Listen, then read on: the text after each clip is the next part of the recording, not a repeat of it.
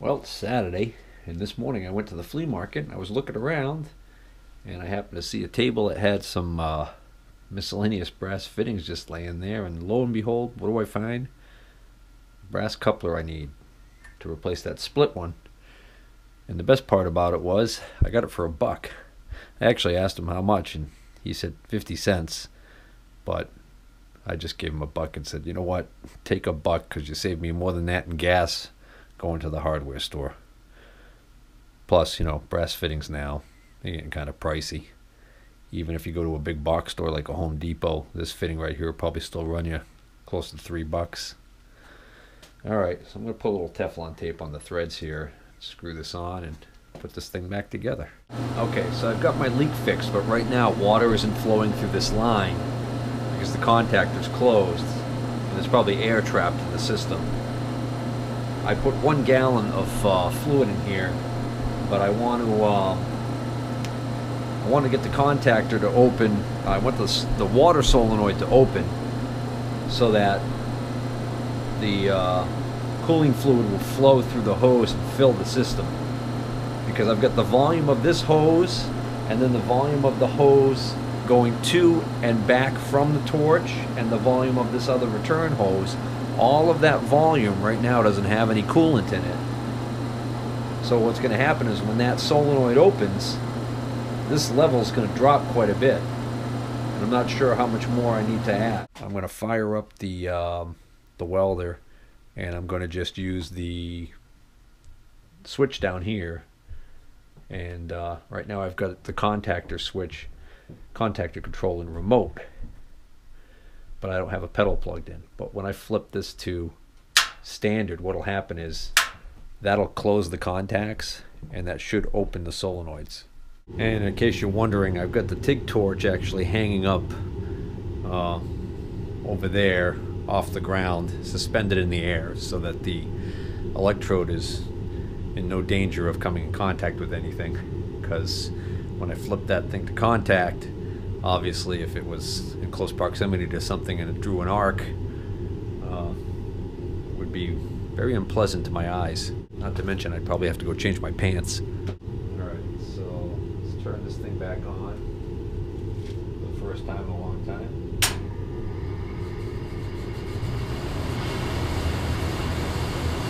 I'm going to plug my pump back in. Now if I'm right, when I flip this switch from remote to standard, the contacts will close, the solenoids will open, and I should see the water level in this reservoir start to drop as it fills those lines.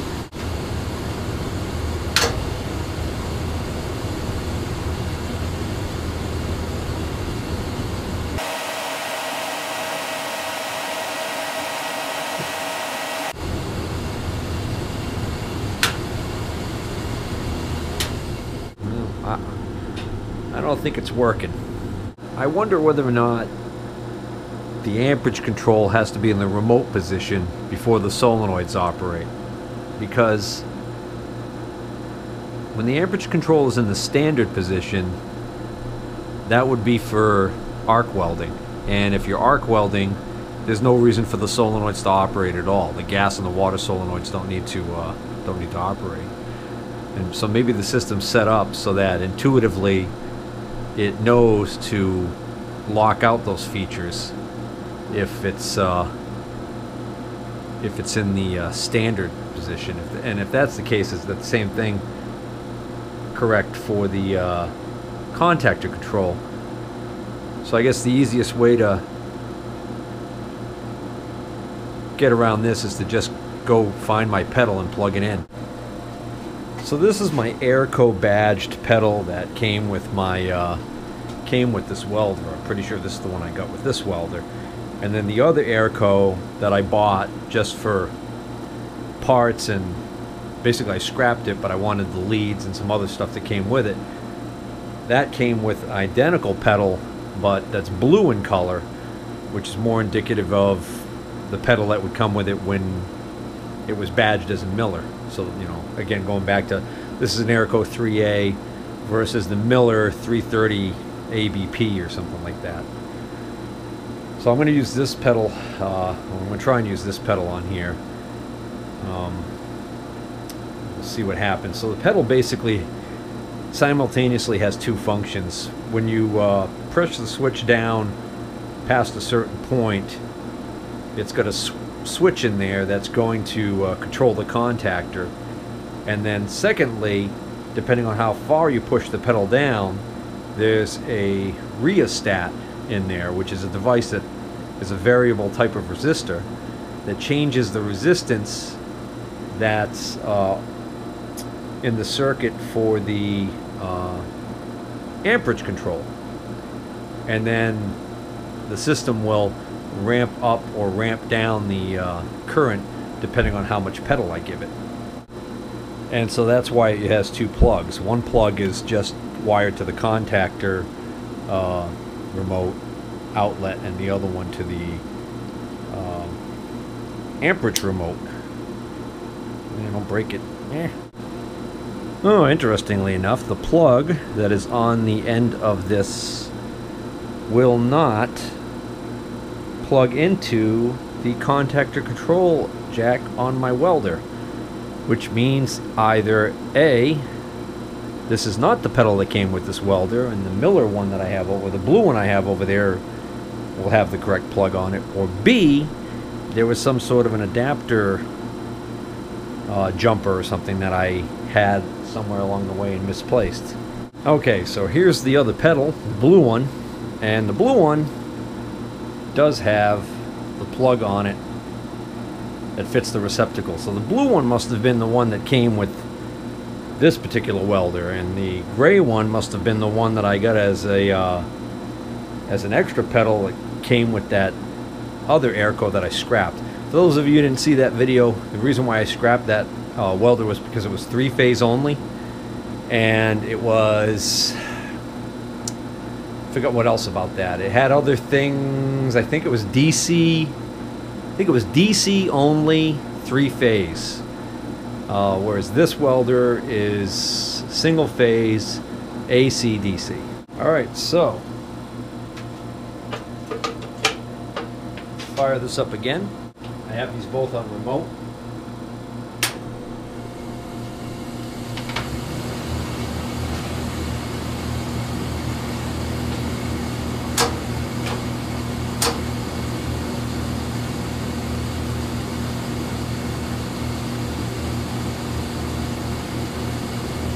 Something's happening because the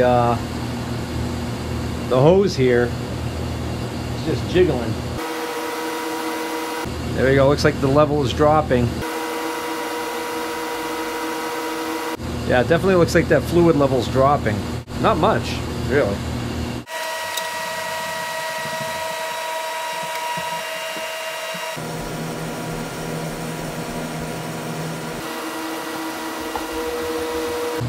Still doesn't seem to be pumping.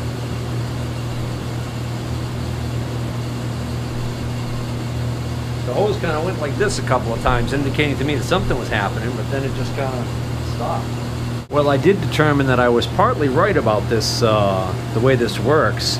The solenoids aren't activated unless that bottom switch is in the remote position, the contactor switch is in the remote position, and the contactor is being remotely activated. I can demonstrate that. If we look at, watch this hose, because I am getting water returning now. It's just not a very strong jet like I expected, but there is water returning on this line when I activate the contactor remotely. If I leave this in remote, watch when I press the pedal, you'll see this move. See the hoses jiggle? Doesn't matter if I put the amperage control in remote or standard, it still works. But when I switch the contactor to standard and the contactor's closed, the hoses don't move.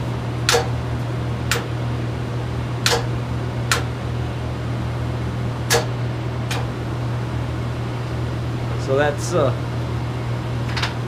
that's interesting how that works. And again, that's just so that if you've got this set up for arc welding, the solenoids aren't opening and closing every time you go to arc weld. I just also noticed even the post-flow timer is working. The water, when it's dribbling back in here, it's causing a splash, and it's actually can be seen in the shadow right here. See it? Oh, that's showing up on the camera, that little bit of distortion there. That's the water splashing in right there. Now, I'm going to back off the pedal. You'll hear the contactor open, which would extinguish the arc, but you'll notice that the flow continues for a few seconds. Nope, it stopped immediately that time.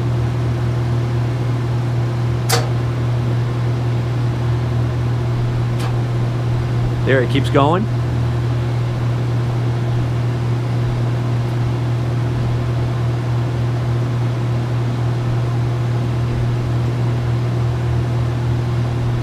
It's still going. All right, so the post-flow timer is sick because that should stop after about 5 seconds, and it's just staying on. So now it's just, even though I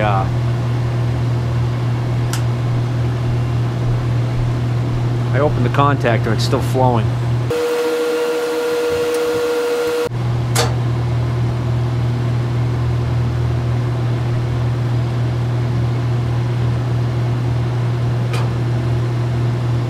See, now it's stopped abruptly.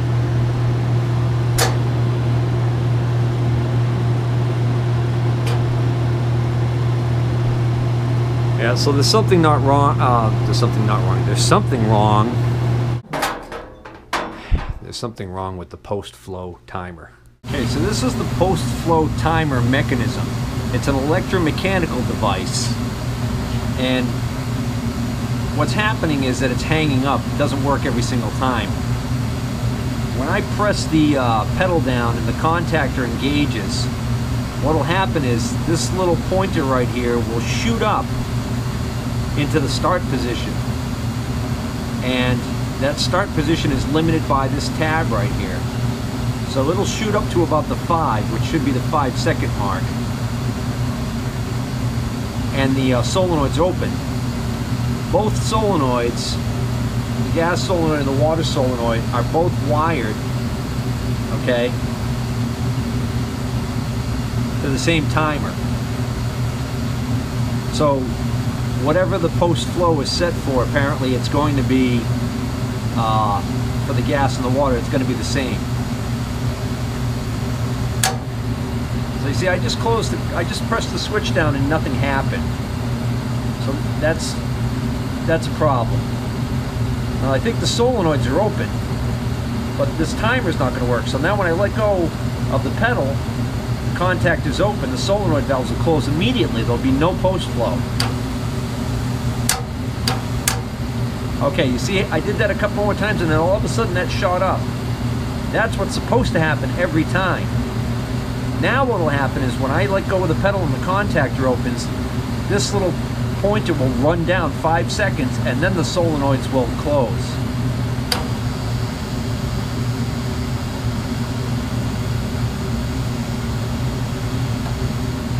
And there was a very slight click. You probably couldn't hear it over the noise. Now it's not working again. Now it is. Not working again.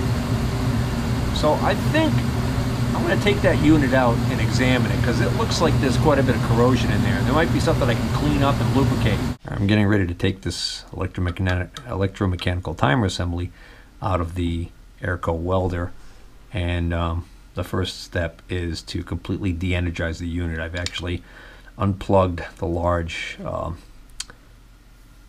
plug. If it were permanently wired in, I would make sure that the double pole breaker is off, because this is a 220 volt unit and everything in here is running off of 220. So I'm not going to rely on just that little single small toggle switch in the off position to guarantee my safety.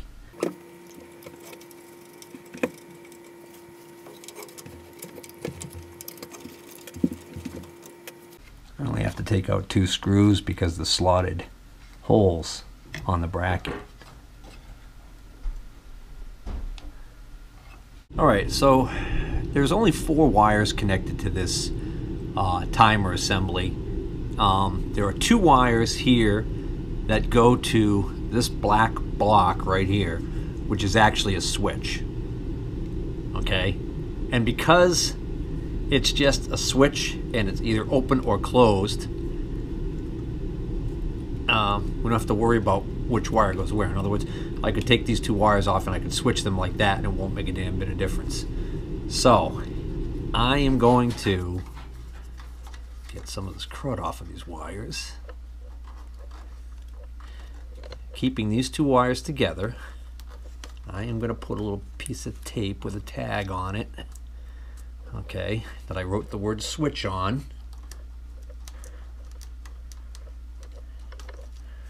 On there, and disconnect those 2 wires. That leaves only 2 other wires, and these 2 wires go to these 2 connections, which go to this clock motor. It's a clock mechanism. It's an interesting mechanism. So I'm going to take these 2 wires off, and again, because we're dealing with an AC motor, okay, reversing the polarity, there is no polarity, so I'm not reversing these 2 wires is not going to be a problem, so I don't have to worry about which wire goes where. I just want to make sure I know which 2 wires were the switch and which 2 wires for the motor. Now, with this completely disconnected, I can take this over onto the bench where there's better light and play with it there. Alright, so here we are over on the workbench, and you can clearly see that this is made by the Industrial Timer Company, Industrial Timer Corporation of Parsippany, New Jersey? Parsippany, New Jersey. Right? Does that sound right? Alright, made in the good old US of A, and then further identification can be found here on this side label. It actually says it's a model number CSF 62nd, and it's the Industrial Timer Corporation. Now, here's the thing that's kind of interesting. Volts, 120. Hertz, 60, but 120 volts. So this motor right here, this clock motor, runs on 120 volts. I'm actually surprised. I would have thought it would have been 220. So the question is, well, wait a minute. If this is a 220 volt welder, how is this 120 volt clock going to work in there? Well, there's 2 ways that they could accomplish it. One way would be if they actually had the neutral wire being used on this welder. Then you could use one of the 2 lines with the neutral to get a 120 volt source to run control systems. But you tend to see that in some things, but not in this welder. This welder is strictly a 220 volt. The only wires going to this welder feeding it are L1, L2, and a ground wire. Neutral's not used. So I have to assume that what they're doing is that they're using the control transformer, one of the secondaries on the control transformer, to develop 120 volts to run this timer. But what's great about this is that because this is 120 volt, I can just wire up a makeshift lamp cord, and I could run this right on the bench for my purposes of testing.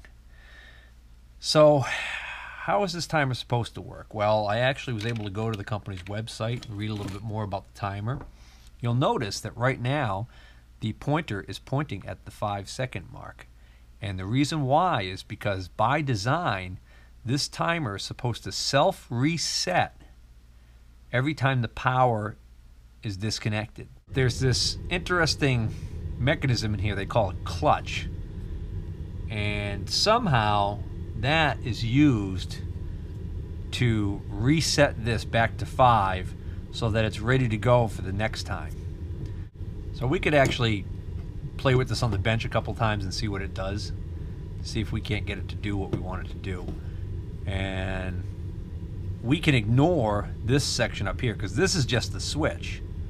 Okay, so this switch would actually be hooked to the solenoid circuits for the gas and water solenoids.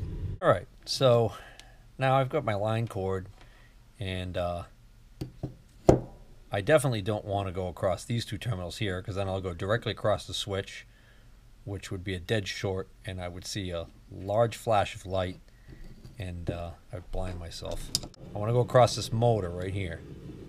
So if we look at this right now, it's actually run down to 0 because I just tried it. So I'm going to bring this back up because it's supposed to reset when the power shuts off.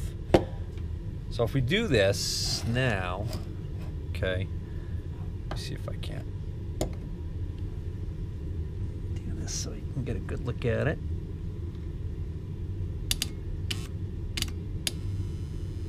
See, it's running down. And then there's a slight click because the switch shuts off.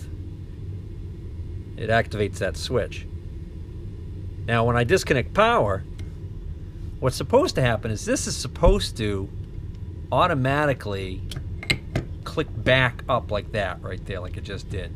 So something's awry with that mechanism. So I think what we'll do is we'll poke around in there and see if we can't figure out if it's just gummed up, because there is a ton of crud. It looks like heck inside there, quite frankly. Matter of fact, this garbage right here that you're looking at on the bench, this, I think, just fell out of here.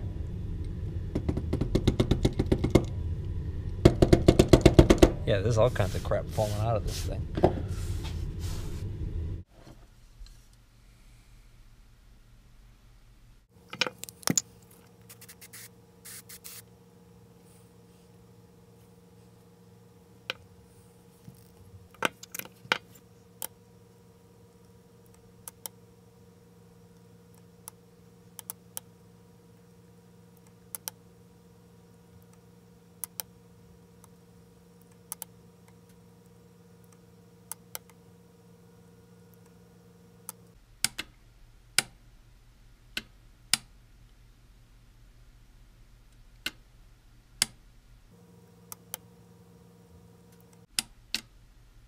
All right, so all I did was I sprayed some electronic cleaner in this mechanism here, and it's already working a lot better. You can see it counts down, and as soon as I cut the power, it springs right back, and it seems to be doing it pretty consistently. So I think I'm satisfied with that. The reason why I don't want to go any further is because to go any further really would involve disassembly of this mechanism, and I fear that something could go wrong during the disassembly and I could render this thing completely inoperable, in which case I would have to find a replacement. I don't remember whether or not I have a spare one of these from that other welder or not. I do know new, these are very expensive assemblies.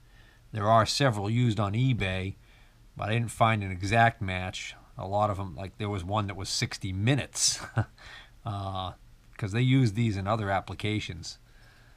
So they were all different times. There's one that's 6 seconds. Looks exactly like this, only has 0 to 6 instead of 0 to 60. Well, the temptation is just too much for me. So I just took these 2 long screws out and found out that that allows you to take this switch assembly out real easily. So you could replace this switch as a separate device. So I imagine that would occasionally probably happen where the contacts in the switch would go bad. On some of these units, the switch is a double pole. A double throw. I don't know if they make one version that's double pole, but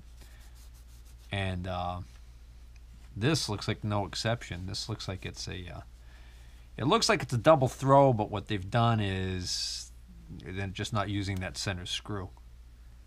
Okay, so yeah, it's clearly marked. This is the common, and this is the normally closed, and then this is the normally open, which isn't being used.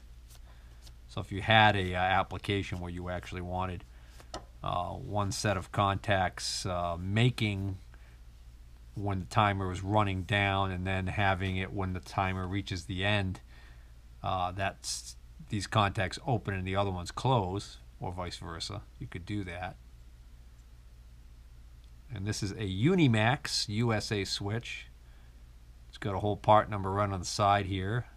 So it's a WHB 283B-5. It's almost like a micro switch. Very short throw. Doesn't take much to activate it. That little tiny pin being pushed.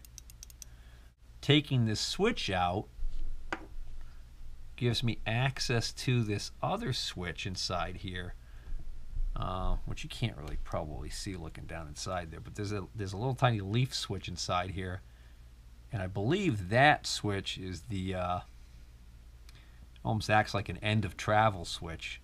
When this clock motor runs down to a certain point where it can't mechanically turn the gears any further to save the motor, that switch cuts the power to the motor. Of course, then when it automatically resets, that switch closes so that it's ready to go next time this is energized to run down. So the only thing keeping me from taking this plate off, by the looks of it, is this little knob is held on to the shaft with some sort of tiny set screws that I can barely see. Looks like maybe they're Allen screws. Some crud in the holes too, it's kind of hard to see.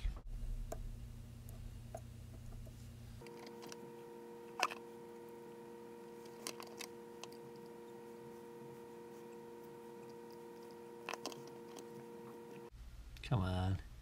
Yeah, I'm not sure what size that Allen screw is. There's actually two of them in there holding this on. Unfortunately, you can't see. I don't know if I can just spin this around.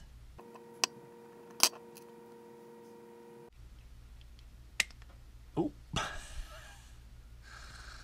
There.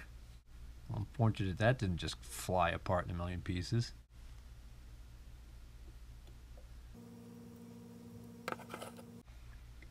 We've got a little arm here that pivots. Okay, I can see when this gets pushed down, it does two things. It pushes this metal thing right here to activate the switch, but it also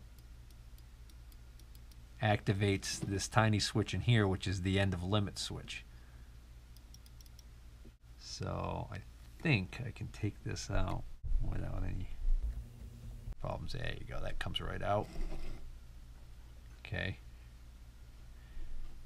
So now you can kind of see that little tiny switch there. So if I push this little plastic plunger right here, you can actually see that switch activating. I don't know if that'll focus or not. Well, I can clean this up a lot better now. So this solenoid right here, okay, this is just a electromagnet, pulls down this metal piece right here, and the little fork piece actually pulls down this assembly and meshes the teeth on this upper part right here with that lower part. That lower part is driven by the clock motor. So when the power is cut to the unit, this de-energizes, this pops up. When this pops up, that disengages this drive from the clock motor and allows this to just move freely, which, because there is a spring that has been wound up and stored the energy, which is probably this assembly here. Yeah, see, this is spring loaded. This is allowed to now just go right back. Well, there's a lot of crud stuck in that. Alright, so I got this mechanism all cleaned up and I lubricated, or I think it should be lubricated, and I just was cleaning this up and noticed this set screw right here. That actually controls at what point when this lever moves that this end of limit switch actually activates. So if this gets to where it's supposed to stop the motor and the motor is still energized, then it means that this would have to be turned in. So I'm just going to keep that in mind. I checked that this is the right size in case I need to adjust that. I'm hoping it's just going to be okay, because I'm hoping it's one of those things they set once at the factory after it's initially assembled and it's good for life. But you never know. I also clean these contacts with my Deoxit Pro Gold. Now I'm hoping I can get this back together.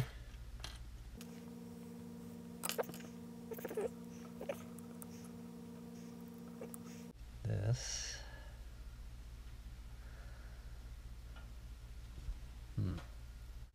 I'll leave this out just for the moment so I can kind of take a trial run at reassembling this, because I'm not sure where this little fork should be.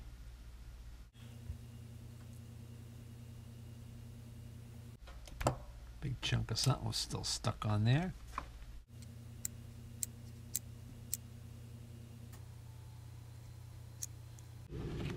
Alright, so it looks like that little fork thing actually probably goes around this when this is in there.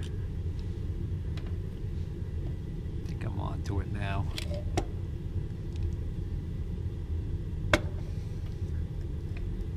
Yeah, it's almost impossible to get to that set screw once this is assembled. So, I'm pretty sure that that's not going to be something you mess with once this is put back together. Oh yeah, this is gonna be one of those things I wish I hadn't taken apart. You can see that right now. Had to see, huh?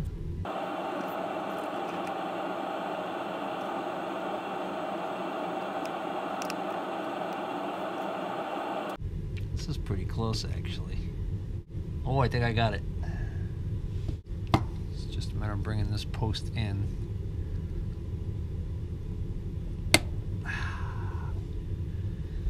I think I got it. Yeah, and believe it or not, I think I got that little fork in the position it's supposed to be in. If that don't beat all.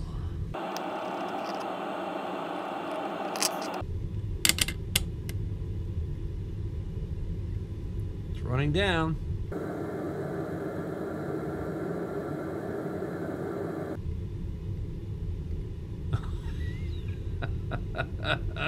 Oops.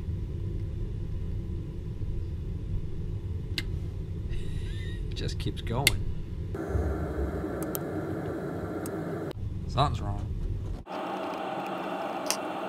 Alright, this clock spring inside here is what makes this go back to here.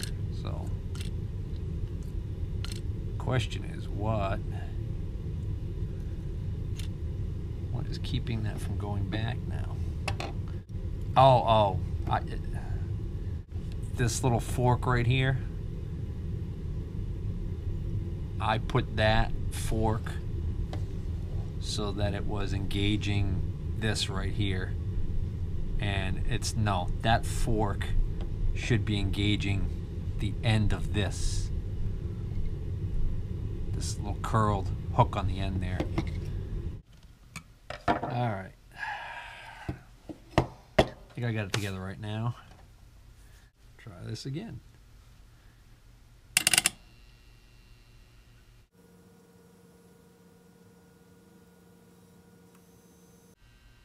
I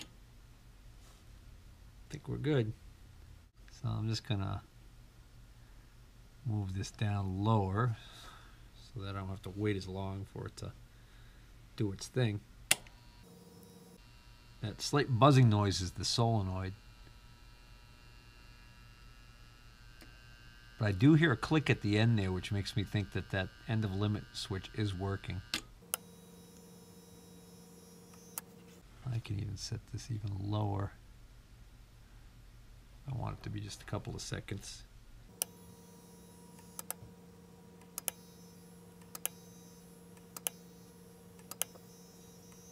Seems pretty good.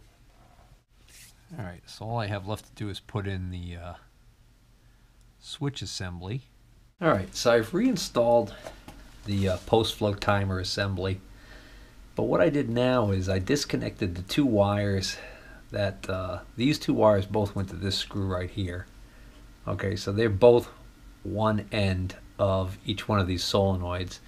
And then the two other ends of the solenoids go to this screw here. So I've got a jumper wire on there, and I've got that hooked up to one end of my line cord.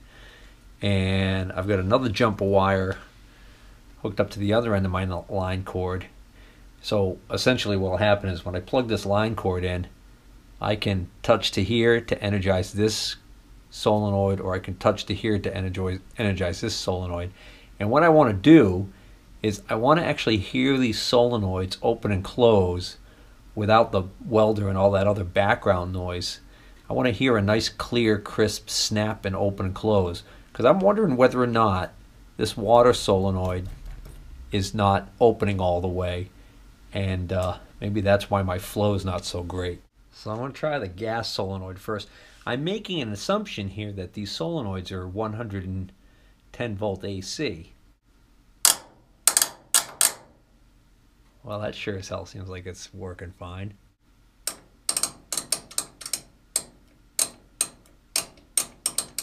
That one doesn't seem as loud. Huh, interesting. I wonder if this one is hanging up some.